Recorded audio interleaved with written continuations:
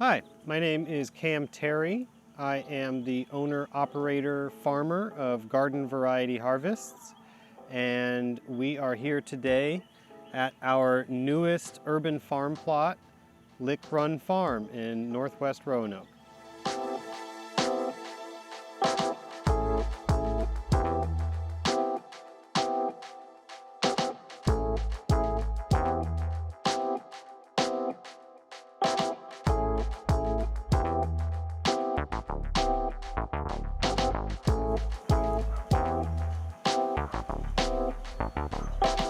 So this is our propagation greenhouse.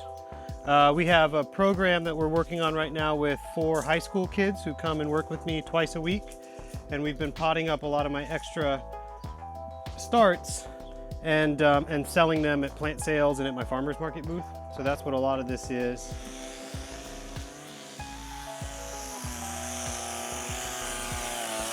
So you were saying this is the original house from the property, and it was the only house on this property, right? That's right, yeah. This house was built in 1898, and then in the middle of the 1900s, the 40s through about the 90s, the Kroll family ran a nursery on the property, and they lived in the house when they ran the nursery.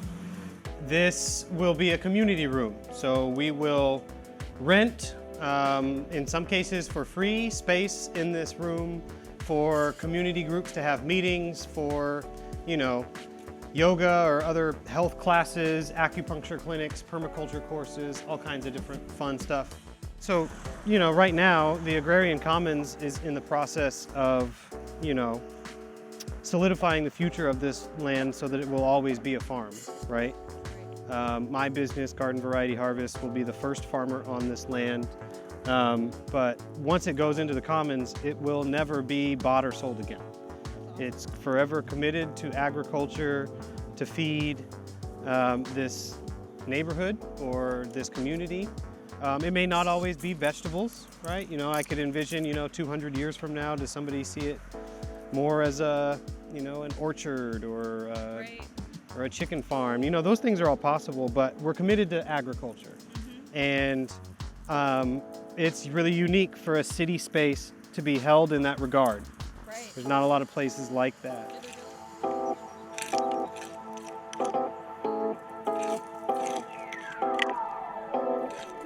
But these are some glorious native varieties of elderberry that are just coming into flower right now. They're great for the pollinators. They're also really delicious for spring cocktails and mocktails.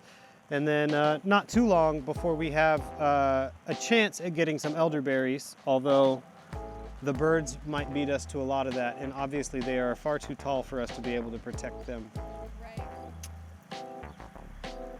So yeah, this will be the first vegetable garden. I've taken to calling this the A block because it's the first, and then we'll have a B block and a C block. There are roughly 40 beds in the A block.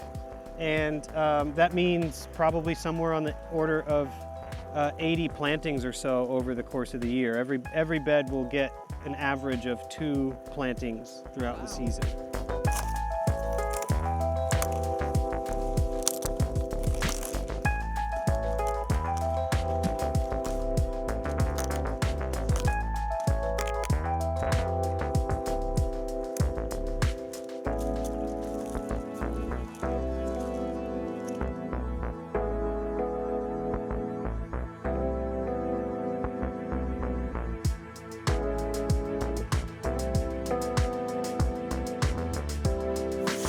Spraying off the stubborn slugs. That's what you're doing when you're washing cabbage.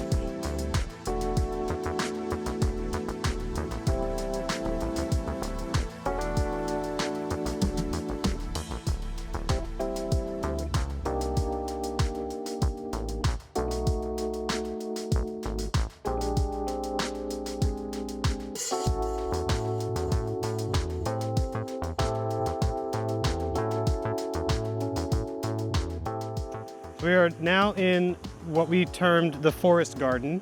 There's a series of swales on contour that offer really excellent places for planting native and fruit-bearing trees and shrubs.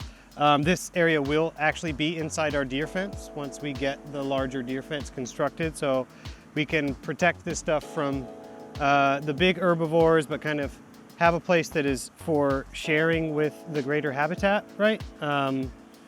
Creating fungally dominant soils and planting plants that are a lot more long-lived than the annual vegetables.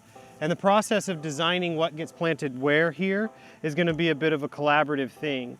The existing nonprofit here, the Lick Run Community Development Corporation, intends to run a permaculture design course around creating a food forest that will, last for at least a few decades. And we'll have a lot of help from the community when it comes to planting a lot of the perennial areas around here. Hopefully, they will also be able to share in the fruits. That's the idea, is, we're gonna plant this stuff with the community and then we're gonna share with the community. I hope to plant brambles, blackberries, raspberries. I hope there's a place where we can find some suitable space for figs. I want to plant a lot of stuff on the farm that really only makes sense as you pick, stuff that I don't have to take to the market, and I wouldn't want to take to the market because it's really fragile or perishable, and have seasonal you-pick sessions where, for 3 or 4 weeks at a time, people come on and pick asparagus or raspberries or figs or persimmons, apples, cherries, all those things are in the works, I would say. This big tarp down in front of us is hopefully the site of our next vegetable garden. That's 100 by 100 space, so it's even larger than the area that we already have gardened there.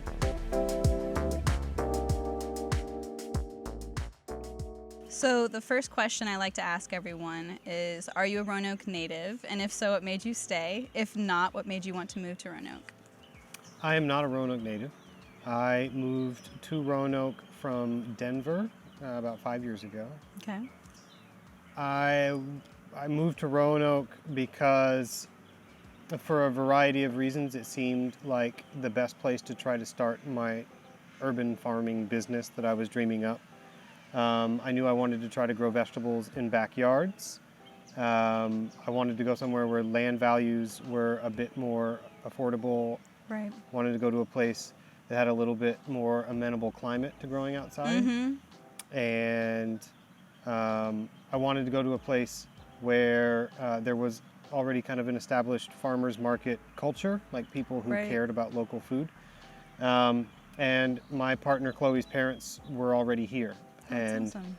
They advocated for Roanoke as a place where those things were and offered to let me try to start the business in their backyard. Oh, cool. And we lived in their basement for the first year while we were starting the business there. So family and climate are a big part of what brought me to Roanoke. Both great reasons. So I know before we had talked about you were in film before you did farming. What made you want to make that transition? Right after I finished film school, I began looking for stories to make documentaries on, and I met through that process a woman who had just purchased her own homestead farm in western Colorado. She was not an experienced farmer. She purchased the property as a bit of an experiment to see if she could grow all her own food on her own land for an entire year. Wow. And I just found it a really compelling story, so I contacted her and I started shooting some video with her. And she said some stuff in our first few interviews that just completely changed the way I looked at food. She encouraged me to start growing food, and I started gardening, and 5 years later I was a pretty prolific vegetable gardener, mostly in containers. Mm-hmm. And vegetable gardening can be a bit of a money suck and a time suck. Right. And I had been doing work for a very small business, an arts business, where I really got to learn a lot of the things about business that I did not learn when I was in film school, about how to market a product, and how to communicate with customers and that sort of thing. And I figured that I knew enough about business to start my own, and I figured I was passionate enough about growing food Right. that would be a smart business to start and be reasonably secure, that I would want to keep doing it for at least the next 10 or 20 years. And so that's why I chose to start a farming business.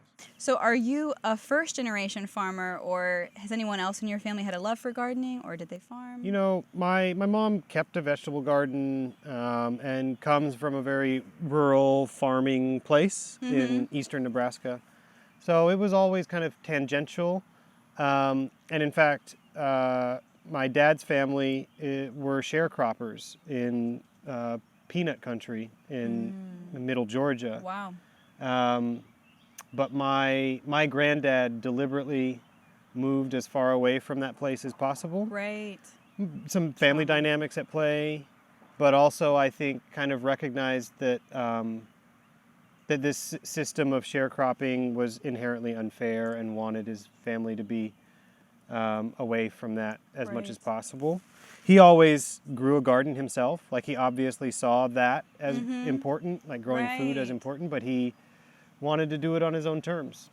Exactly. And so that's why when he was offered the opportunity to retire in Colorado Springs from the U.S. Army, he figured that was far enough from Georgia that his family would leave him alone about anything to do with the farm back in Sylvester. And that's where you and your family stayed there in Colorado. Right, yeah. So yeah, I was born and raised in Colorado and moved back east to try to start farming. And it's kind of a serendipitous series of events when you think about it. Like a full family circle, but now coming from a place of like power and I have not been back to that family farm in Georgia. I'm going to a wedding in Georgia in October, so maybe that'll be the first time. So tell us a little bit about the work you've been doing with Garden Variety Harvest over the years and your current project now. Yeah, Garden Variety Harvests has been growing backyard vegetables for 4 years.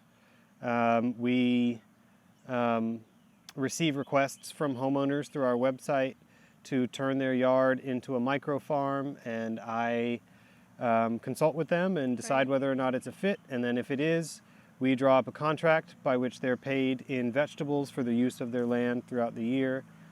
And you know, some people are just really excited to not have to mow the lawn, and other people are really excited about, you know, playing a part in local food. It's been a really cool way to really like start a farm from the grassroots, right? Like, the community is my farm.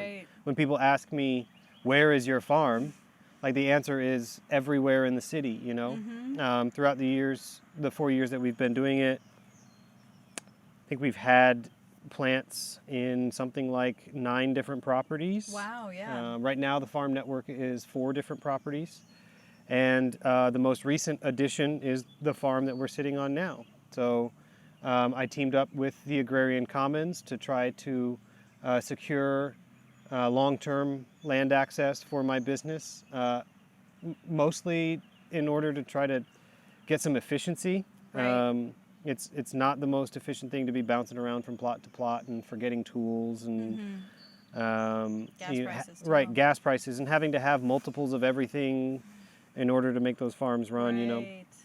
So always kind of knew that the logical end of Garden Variety Harvests was to get onto, you know, secure tenure on one single plot, but didn't really know how until the Agrarian Commons kind of emerged out of the fog and suggested this model of community-owned farmland where I could be offered a long-term lease that's equitable and inheritable, but would not be tasked with paying for the farm myself, right? That's awesome. Farmland, especially in a city context, is really expensive and very rare also.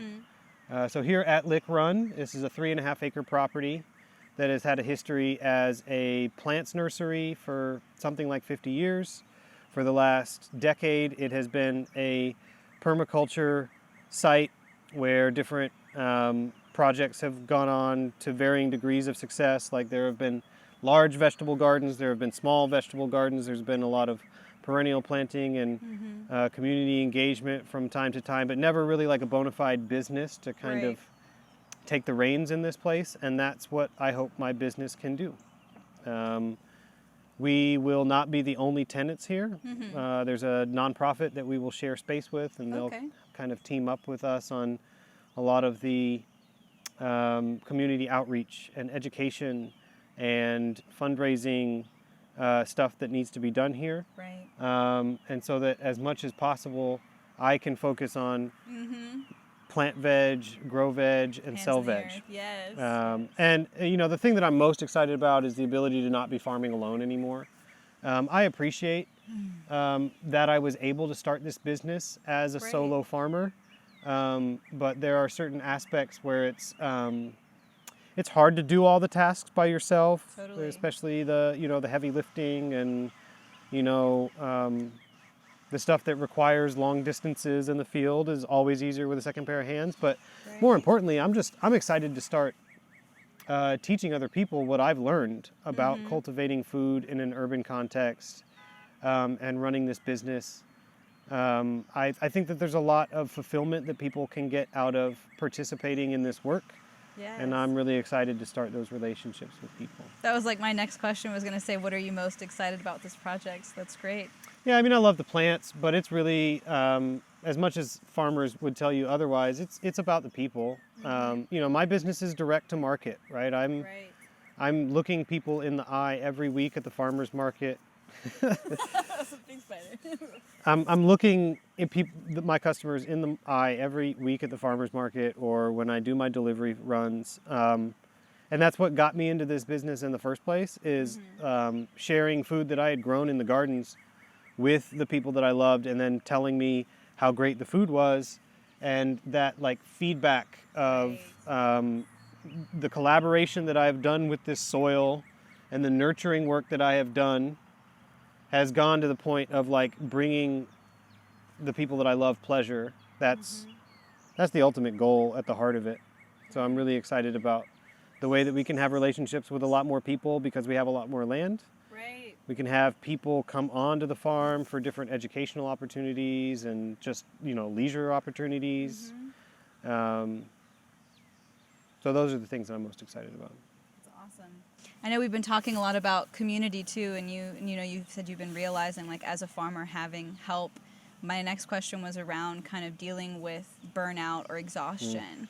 As a small business owner and as a farmer especially, I feel like you said, since you were doing a lot of this on your own, how have you navigated those things, or what do you think helps kind of combat that?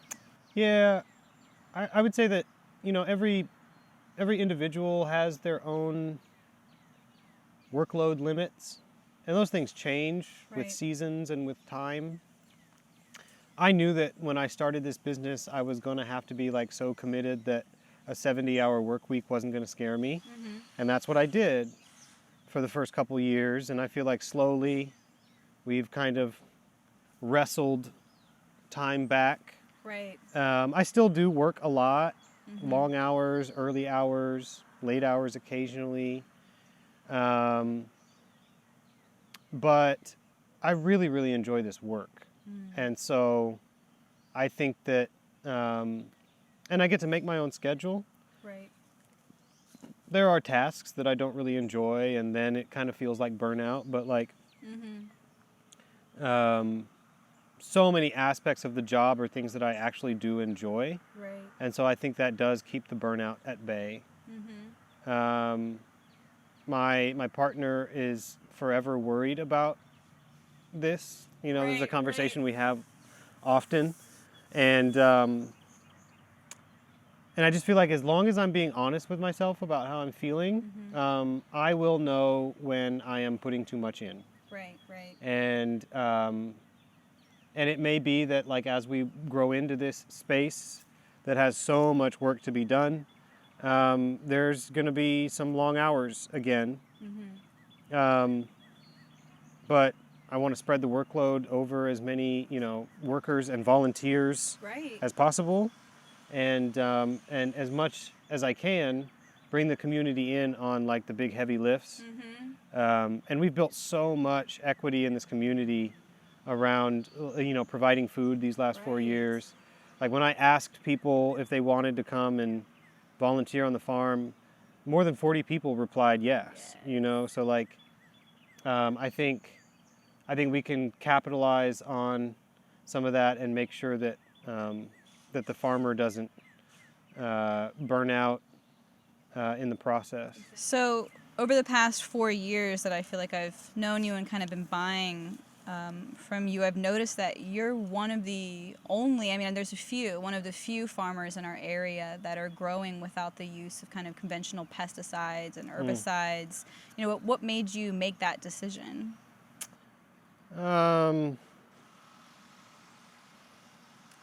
It wasn't always that way. When I was just gardening in my own backyard, I used Miracle Grow and Jack's Bloom Booster and whatever. But I definitely made a decision when I was going to start growing food specifically for other people's consumption that I was not going to use anything that could be argued as dangerous.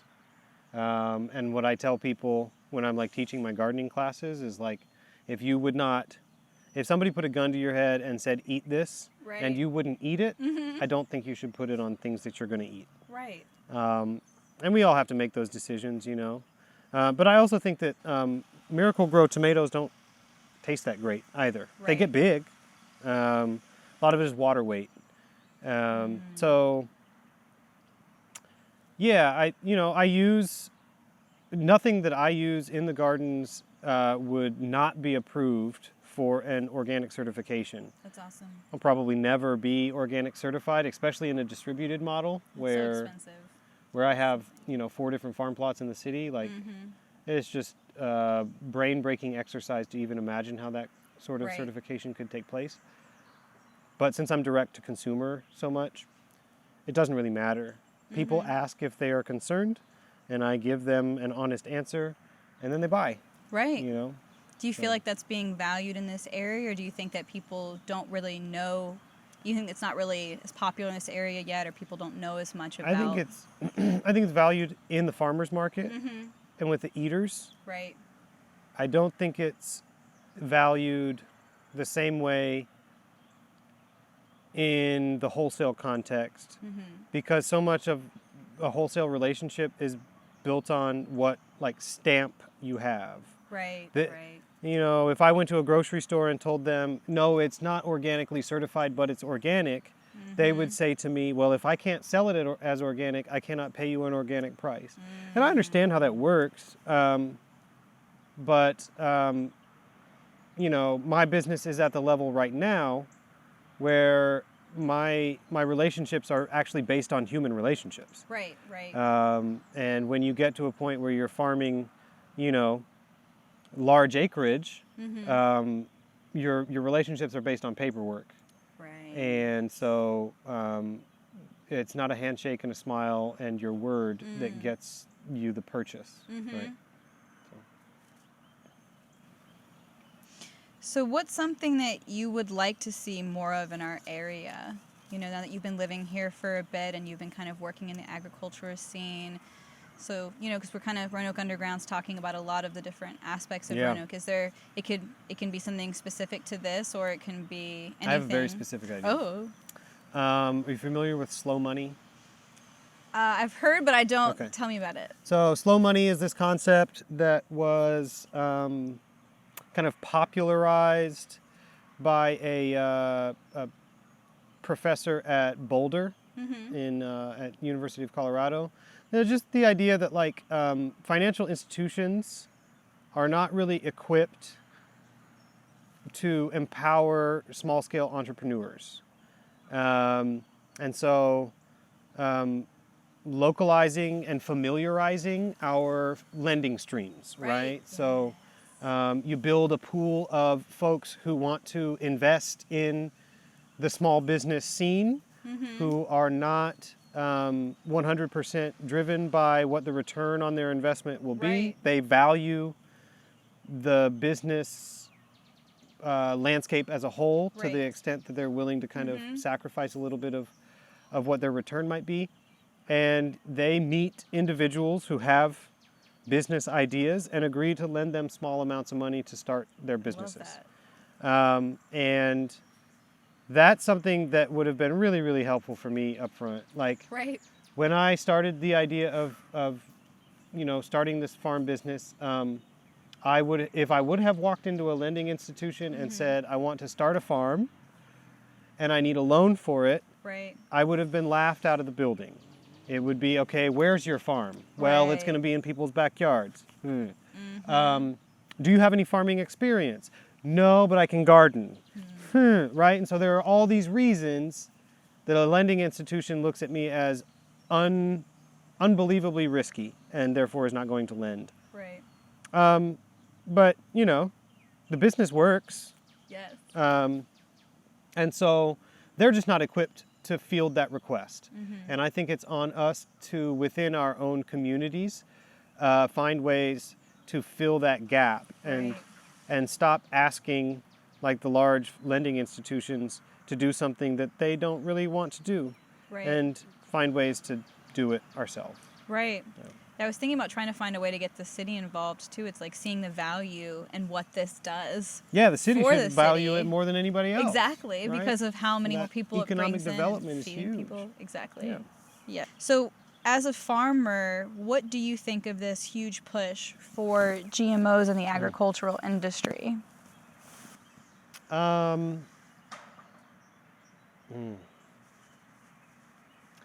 GMOs as a vegetable farmer are really not part of the picture yet. Except for corn, I guess. Right, yeah, field corns, which are mostly going to feed animals, right? I think that GMOs probably do have a place in agriculture. Right. The ability that we have to be able to just enhance the way that our food-bearing plants grow with that technology is really incredible.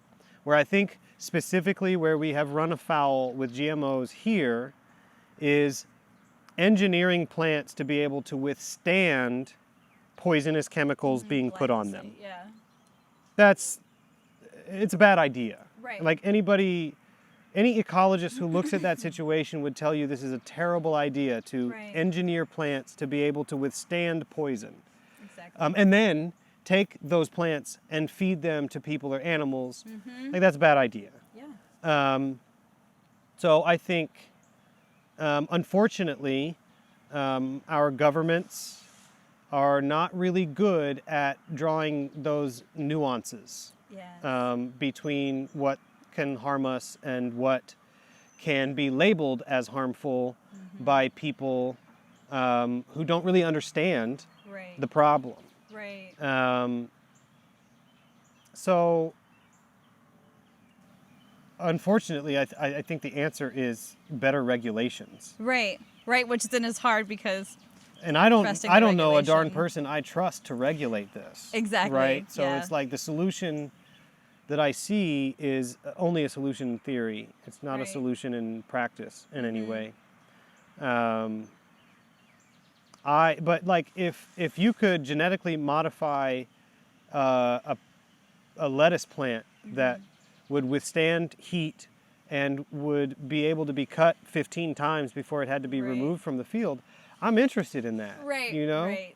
I'm just not interested in the modifications that allow us to use poison to Right. shortcut. Exactly. Yeah, it's like making sure that we're still using practices that heal the soil Right. so that we can grow instead of modifying it so that it can. It's like I get the practice too of wanting to make it so they can grow in any soil. Right. But usually it's because the topsoil is so deficient. Right. So it's like that's where you get all your nutrients from in your food that you're supposed to be consuming. That's exactly right. So it seems like like you said, there's a lot of nuance That's in right. it that sometimes gets overlooked.